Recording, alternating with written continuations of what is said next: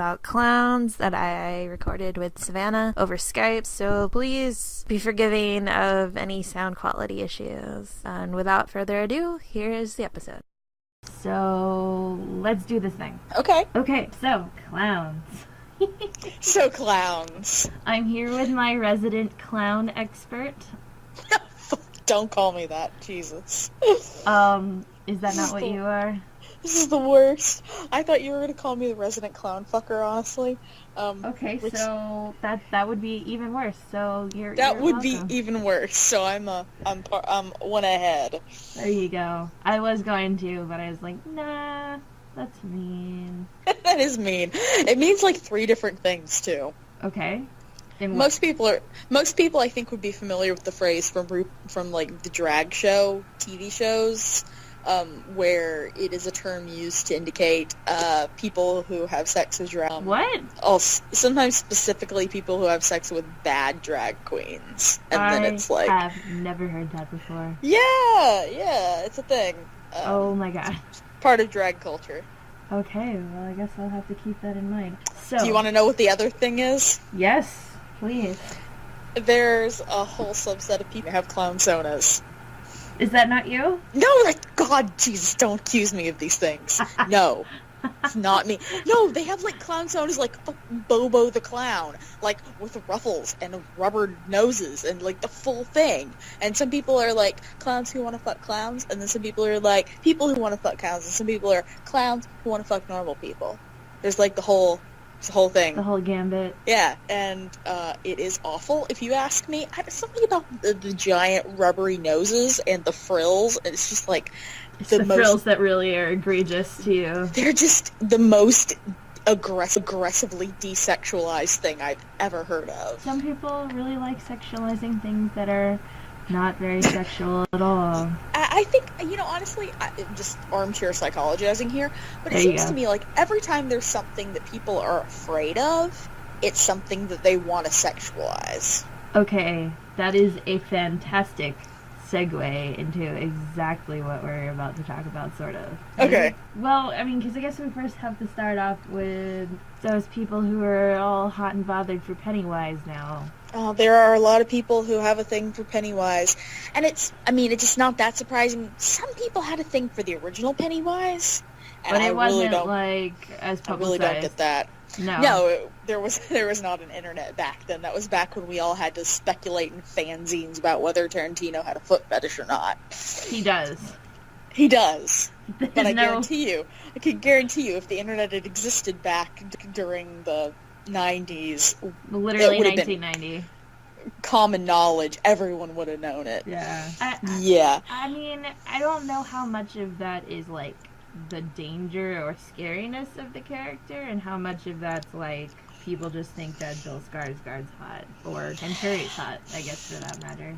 Some people did think Tim Curry was hot. I mean, don't see it, but he maybe could have been in the 70s, but certainly not in the 90s. No, I mean he does have a great voice. Let's give him that. We will give him that. But yeah, some people are really attracted to the new Pennywise, and to be honest, there is something kind of appealing in a backwards way about his design. I mean, like, I think whoever put together his design, the costume designer or concept artist or whatever, is a really talented concept artist. He's got those big, glittering, childish eyes, and, like, the weird, baby doll forehead.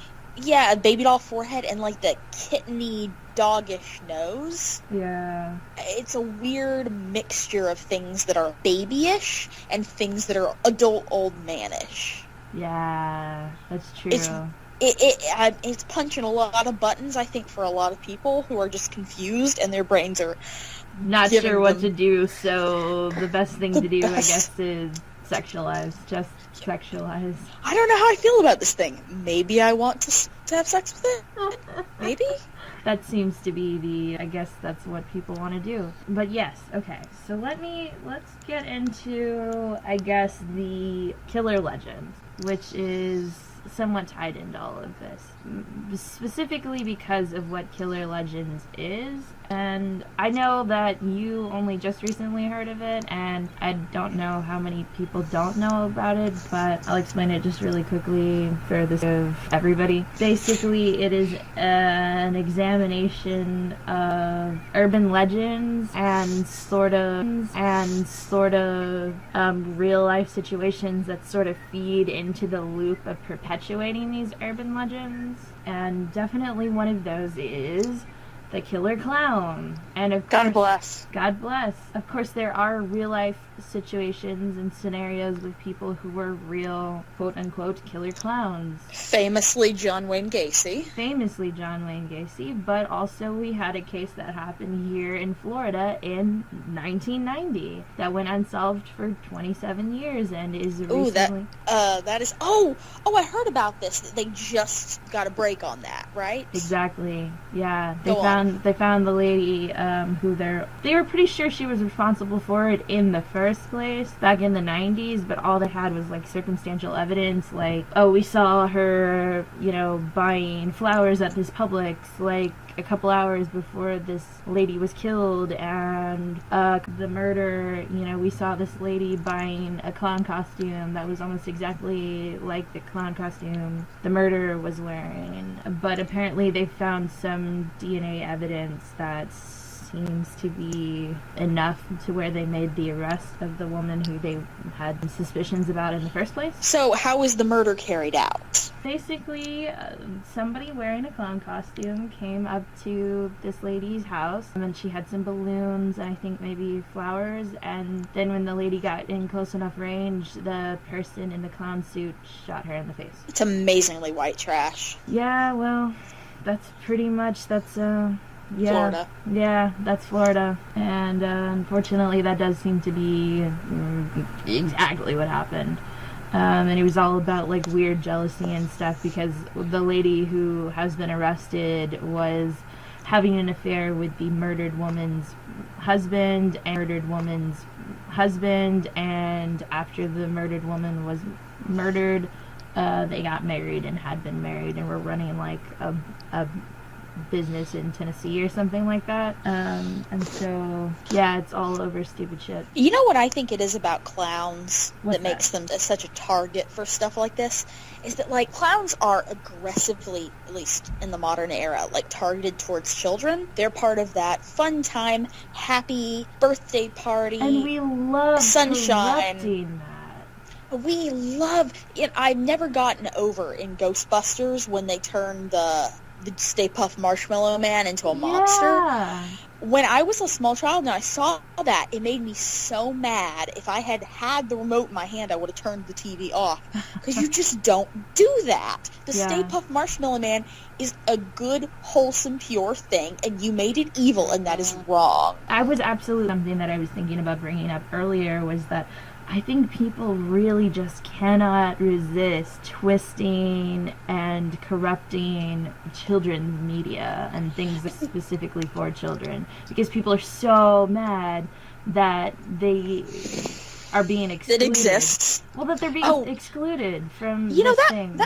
That may have something to do with it. I mean, like the My Little Pony stuff and Twisted Fairy Tales, where it's like, coma the whole time or whatever. Yeah, to me is that modern conceptions of childhood and child appropriate things are all construct, right? I mean, prior to the 1800s, children worked. Children saw shit. Children were taken to public hangings as just a fun way to spend a Sunday. There wasn't really such thing as a childhood. You were small and then you small and then you were bigger. Conceptualize it, yeah. Okay, that's totally fair. So I wonder maybe if some of our modern aggressiveness about making everything squeaky clean for children is causing this problem, because we won't let children's media have anything dark, and it's all Care Bears all the time. When we as somewhat older people, and even as children, because you remember the Joy to the World, Barney's Dead song that we all learned in second grade. Yep. As we get older, we see the squeaky clean fake artifice, and we look for the darkness in it because it just feels uncanny that there's nothing. And if there's not anything inherently in it, we have to bring that darkness. I think because we just assume that everything in life has a darker edge to it. So yeah, I mean, it's impossible for there not to be. Yeah, because I mean, if you look at the world, there are many good things in the world, but very few things that are entirely good. Yeah, I think that's fair. And I mean, especially, not to bring modern politics and stuff into it too much, but I think that's definitely something that we're seeing prop up now, is that even people who we saw as, you know, paragons of good. Yeah, who changed the world and who did a lot of good for a lot of different communities, still have the ability to do small acts of evil. Yes. Exactly. So no doubt. I think that we have no concept of something being purely good. And yeah, it makes us uncomfortable when it's not. Yeah. I think we're all messed up about it. That's what I think. But I have to think about clowns in general. Obviously, I don't know, like, the whole history of clowns. I can't tell you how far back clowning goes. I know a little bit, but only a little bit. So, like, it really is interesting. I mean, yeah, that's what from what I can tell. Like, in Killer Legends, it was kind of talking about how it sort of had origins in, like, the court jesters and that sort of thing. And we all know that court jesters were not pure sunshine, happy, joy. Like, oh, good Lord, no. These were people who were living on the edge and, like, you know, making fun of monarchs and could totally be executed at any point, and also operated, as they said in the movie, as sort of tricksters in a way. Yeah, and at least the romantic notion of the court jester is he's the person who has the power to say what nobody else has the power to say because he's making a joke. I'm crinkling for a second because I'm eating Halloween candy. Ha ha ha. I haven't had any candy today because I've been doing things that are not trick-or-treat related. But are fun regardless. Well, let's go ahead and jump back into this really quick. Do you remember what the line we left off on was? Because if you The line that we left off on was basically that jesters could get away with anything because it was passed off as a joke. Oh, right. They're like a form of institutionalized satire. Yeah. Which is kind of funny to hear that a lot with modern comedians. Oh, it's just a joke. It's just a joke. Well, you speak power to the institution, supposedly. I mean, I guess so. Yeah, that's what you're supposed to do. Is the comedian's supposed to have the power to say what no one else can say, because people will laugh at it and roll. But here, okay, so the thing about jesters is, like, the TV trope entry that I think about all the time is the sinister jester. And, like, there are a lot of sinister jester types, and you've got your sinister jester and then you've got your killer clown, and they're two totally different vibes, even though they come from the same... they're pretty similar. They're almost the same thing. Well, you, like... Or they sound like they would almost be the same thing. They sound like they should be the same thing, but like a monster clown. Maybe it's monster clown, sinister jester. Like, the clown is like this, it's kind of got a vibe to it where it's like this hulking, maybe kind of dumb thing. It's an animal thing. It's an other thing. Whereas, like your sinister jester is like, it's smart and it's lithe and it's like coming out of the shadows and it like knows things kind of vibe that you get from that. Okay, so where are you going with that? They come from the same sort of lineage, but as far as, like, their usage in media and what their figures suggest to us is different. That's true. I mean, you have basically a Joker type Joker. But Precisely. then you also have, you know, the weird clown thing from American Horror Story where he's clearly a human, but he's nonverbal. He's missing his lower jaw entirely, and all he does is, like, stalk around and cut people up. That is exactly what I'm talking about. The difference between those two figures. Because, you know me, I love the Joker. I like Hisoka. I like Homestuck. I'm a really big fan of the sinister jester type characters, and I feel in my bones that it's a very different thing from what's attractive about a monster clown.